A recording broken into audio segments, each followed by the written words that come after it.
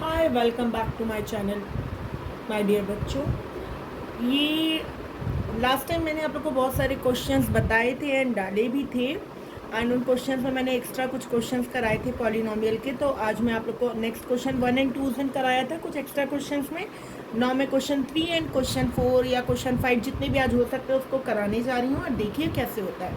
Question है alpha and beta जो है जीरोज है quadratic polynomial function of x kx square plus 4x plus 4 such that alpha square plus beta square is equal to 24, then find the value of k।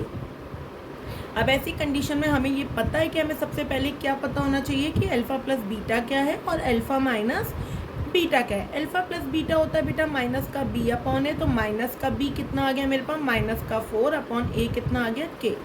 Same मेरे पास बेटा alpha into beta होता है सी upon है, तो मेरे पास सी यहाँ कितना है बेटा 4 और ए कितना आ गया मेरे पास के। ये मुझे गिवन है। अब मुझे यहाँ पे कोई चीज़ गिवन है that is alpha square plus beta square बराबर 24। अब मैं इसको कैसे करूँ, क्योंकि मेरे पास alpha square plus beta square की कोई भी वैल्यू नहीं होती है। अल्फा प्लस बीटा या अल्फा इंटू बीटा होता है। तो सबसे पहले मैं इसको चेंज करती हूँ ये वाले फॉर्मूले में कि alpha square plus beta square को मैं लिख सकती हूँ अल्फा प्लस बीटा का whole square minus 2 alpha beta is equal to 24। अब ये आपको पता ही ये वाला फॉर्मूला ये होता है। अब सारी वैल्यू मुझे मिल गई। अल्फा प्लस बीटा मेरे पास यहाँ दिया है माइनस का 4 अपॉन के, माइनस 2 अल्फा बीटा मुझे दिया है बेटा 4 अपॉन के इज इक्वल टू कितना आ गया आपके पास 24। तो ये हो गया आपके पास सॉल्यूशन करके 16 अपॉन के स्क्वायर माइनस 8 अपॉन के इज इक्वल टू 24।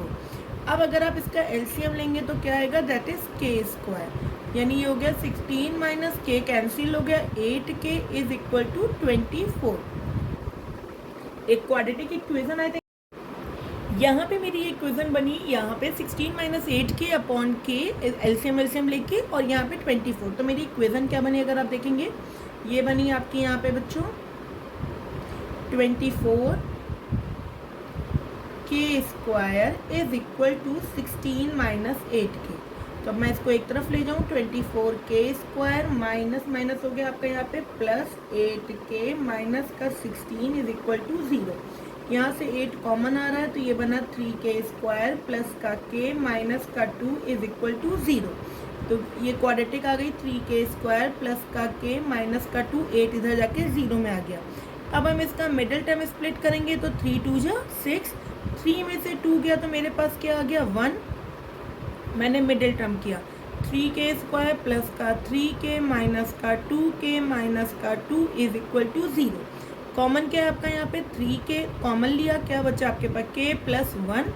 सेम मैंने माइनस 2 कॉमन लिया, क्या बचा के plus 1 is equal to 0।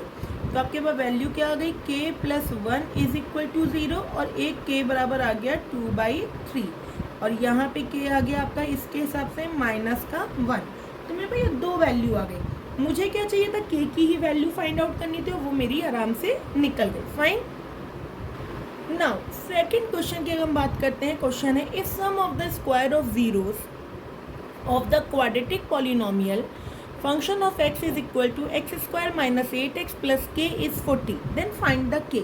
Same आपको सेम वही काम करना होता है। सबसे पहले आपको इसमें निकालना होता है कि अल्फा प्लस बीटा क्या है। तो आपको दिख रहा होगा बच्चों अल्फा प्लस बीटा माइनस का 8 अपॉन 1 यानी 8 upon 1। Same alpha into beta निकालना है डेट इज के अपॉन 1 यानी आ गया के अपॉन 1। अब इसने कहा है कि आपके पास क्या है, इनका जो सम है स्क्वायर ऑफ जीरोस का सम।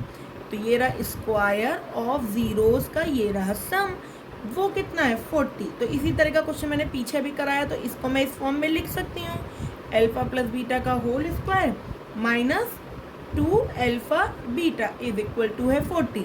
अल्फा प्लस बीटा आप लोग को पता है माइनस 2 अल्फा बीटा पता है के इज इक्वल टू 40। 64 माइनस का 2 के इज इक्वल टू 40।